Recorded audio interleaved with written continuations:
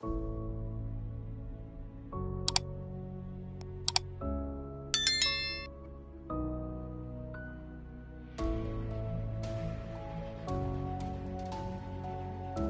may have thrown you a curve.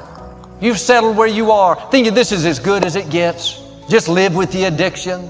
Just accept those bad breaks limited you. That person that walked away soured your life. God is saying, if you only knew what I'm about to do. I'm about to promote you in the pandemic. I'm about to honor you in front of your enemies. I'm about to heal you despite what the report says. I'm about to free you from what looks permanent. I'm about to bring someone into your life better than you've imagined. If you only knew what God was up to, you'd get your fire back. Those bad breaks didn't stop your purpose. The mistakes you made didn't cancel your destiny. You're about to see God show out in your life. When you start running from one thing, you're going to keep running from everything. You're going to run from love. You're going to run from life. You're going to run from responsibility. You're going to run. When are you going to stop running? You cannot let your fear hold you back from your destiny. You have to feel the fear and do it anyway. Do it broke, do it scared, do it nervous, do it trembling, do it on your knees, do it with help, do it on crutches, do it in a wheelchair, because you don't want to end up in a nursing home sitting on a bedpan wondering what would have happened if you'd only had more courage. You don't want to end up in an old folks home and your dying thought is, I wish I had a. Because the one thing that you will never get is more time. So you don't have time to allow your fear to incarcerate you when you have the key. Reach around there, unlock the door, and step into your destiny. I found out it is not what they say about you that limits you the most. It's that you might believe them and start saying that to yourself. There were many, many, many people who said that I would never be anything. I just chose not to be one of them. And as long as it's not your mouth that says it, you can overcome theirs all day long. What I'm getting at, I'm not bragging, I'm going to make a point. Don't let people describe you, because if they do, they will incarcerate you.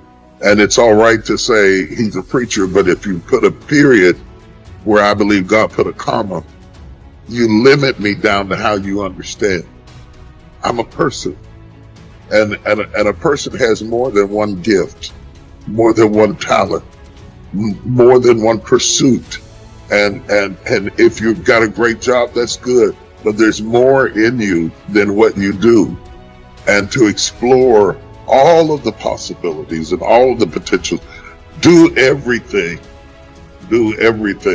and do it scared, because you're gonna be scared.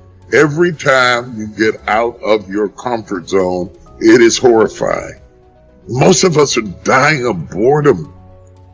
There are people listening at me right now who drive home and circle the block 2 or 3 times before going in the house.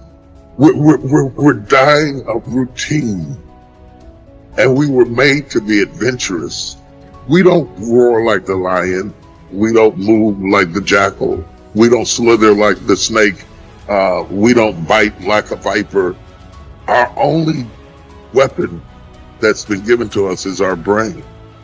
Our brain is our weapon, and when your brain gets locked down to living within the confinements of other people's expectations, it starts to wither. I think it's the loneliest thing in the world to have people around you, but you can't really touch them and connect with them for who you really are, because you just keep trying to give them who you think you're supposed to be. That's a lonely place. You think this message is just for single people? It's not. You think I'm talking about people who don't have followers on Instagram? I'm not. I think we all have spots. I used to not think that. I used to think certain people didn't. I used to be embarrassed because I thought I was the weird one. I think we all have insecurities. We don't wear them on the outside, so sometimes even the people who love us can't see what we really wrestle with.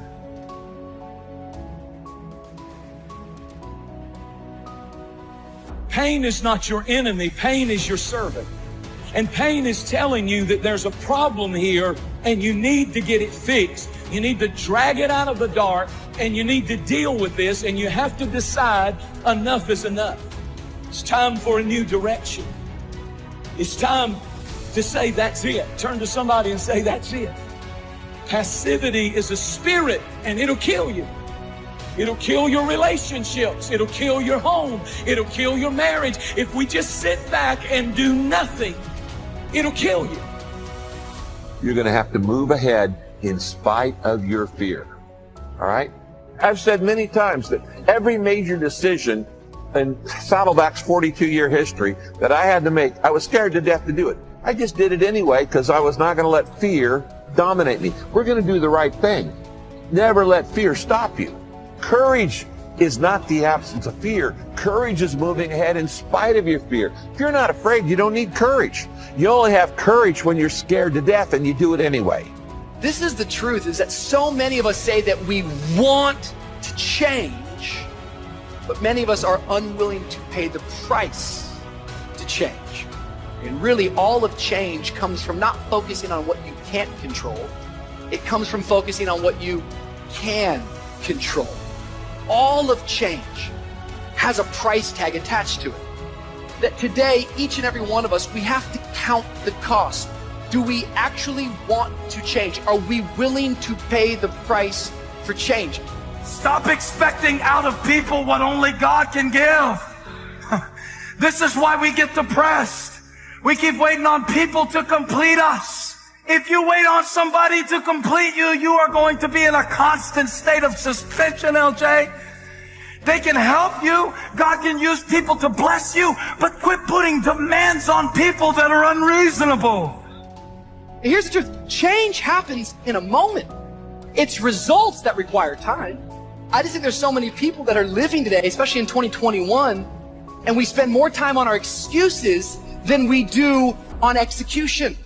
We're just full of excuses, just full of reasons as to why we can't start now. Oh man, I'm gonna start tomorrow. Some of you started the fast, and because you failed 3 days in, you just gave up on the rest of the 18 days. No.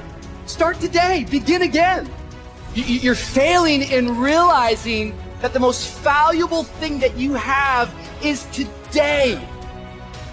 More and more people seem to be losing control of their lives, enslaved with habits that are robbing them of joy, robbing them of peace.